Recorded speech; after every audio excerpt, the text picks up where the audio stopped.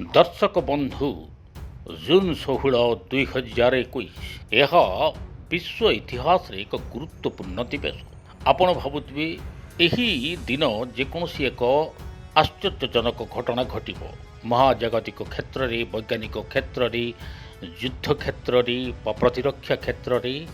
तेबे आपण जहाँ भावुचंती एसबु किछि नुह। एही दिन घटिब विश्वर दुईटी शक्तिशाली देशर महामिलन।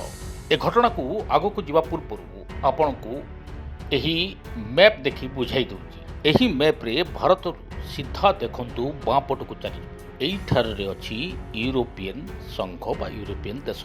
यूरोपियन देश मानक भितरु जदि पृथ्वीर स्वर्ग कहा जाए ताहले दुईटी देश एही तालिकाभुक्त हुअन्ति। गोटे हला फ्रांस, अन्यटी हला स्विट्जरलैंड। फ्रांस रो पेरिस जहाँकि विश्वर व्ययबहुल सहर ता छड़ा एक सुंदर सहर रूप मान्यता पाई। सेमिति स्विट्जरलैंड रे जेनेवा हेउची विश्वर अन्यतम सुंदर सहर। जेनेवार चित्र देखंतु एई सहर एक ऐतिहासिक स्वाक्षर बहन करिबो जून 16।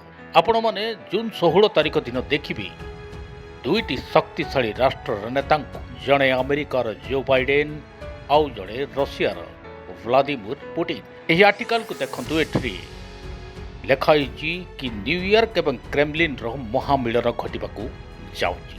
तेबे प्रथमे डिप्लोमेट स्तर रे कथाबार्ता, तापरे विदेश मंत्रालय भितरे आपस कथाबार्ता परे एबे दुईटी देशर दुईटी बड़ नेता कथाबार्ता करिवे, बैठक रे बसिबे एवं सामना सामने मध्य बसिबे। तेबे जून 16 रे जो भली भावरे विश्वर दुईटी शक्तिशाली देश बसिबाकू जाउचंती, एहा पछरे जो घटना गुड़िक रही ताकू मध्य जानी रखिबा दरकार। ट्रंप को समय रे रशिया प्रति अमेरिकार मनोवृत्ति अत्यंत कोहल थिला, किंतु जो बाइडेन आसिबा परे रूस उपरे प्रतिबंधकर वर्षा तो करि तो देइथिले, किंतु अनफ्रेंडली बा बंधुत्वहीन देश रूपरे रूस को अमेरिका निज तालिका रे प्रकाश करिथिला। एवं सबुठ बड़ कथा जेतेबेले यूक्रेन युद्ध रो एक घनघटा देखागला और यूक्रेन मामला रे रशियार तीव्रता देखि जो बाइडेन सेतेबेले व्लादिमीर पुतिन को साक्षात करने कथा कहिथिले। अपाततः यही घटना परे परे यूक्रेन विवाद तो हटि जाइथिला, किंतु व्लादिमीर पुतिन एवं बाइडेन करो यही महामिलन को अपेक्षा करा जाइथिला।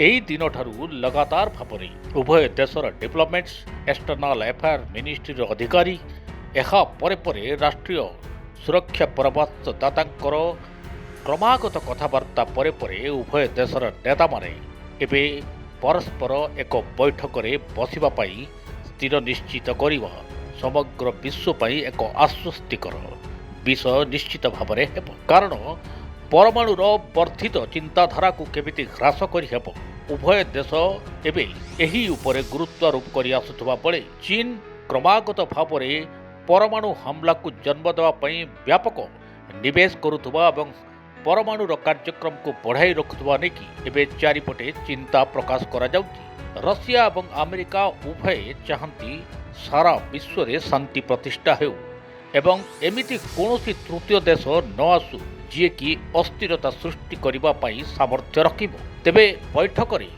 केउ केउ निष्पत्ति हेबो, केउ केउ विषय रे कथाबार्ता करा जिवो, अपातत ताहार खुलासा होई नथिले मध्य अमेरिका एवं रूसिया एकाठी एक महामिलन रे बसिबे एवं एथिरे व्यापक मात्रा रे परमाणु रो जो उच्च रही एहाकू ह्रास करा जिवो।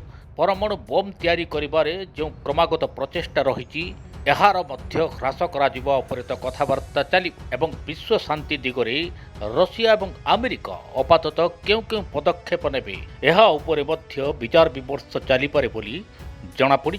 तेणु एई ऐतिहासिक दिन को अपेक्षा करिबा एवं एहा परे परे कोन बैठक रे आलोचना हेबो एहा मध्य परवर्ती अध्याय रे जणा पड़िबो। सेपटे चीन को मात देवा पई भारतीय सैन्य माने एबे लद्दाख सीमारे व्यापक इंफ्रास्ट्रक्चर डेवलपमेंट आगे नहीं एपरिकी सुरंग करने भारत सरकार बिहार को मंजूर देइचंती। लद्दाख सीमास्थित चीन सीमा को लगी केमिति सहजरे यातायात करिहेब एथिपाई सड़क प्रस्तुति जोरसोर आगे चली 5 वर्ष होगा कार्यक्रम को केमिति सीमित समय मध्य समापित कर उभय सेना और भारत सरकार अप्राण उद्यम कर लद्दाख सीमार व्यापक बेसमेंट तैयारी आवश्यक स्थले एवं -45 डिग्री थंडारे एठारे सैन्य मानकर जेमिति कौनसी असुविधा न हुए दरकार पड़िले एथिरे आहुरी अधिक सैन्य केमिति नियोजित हो पारिबे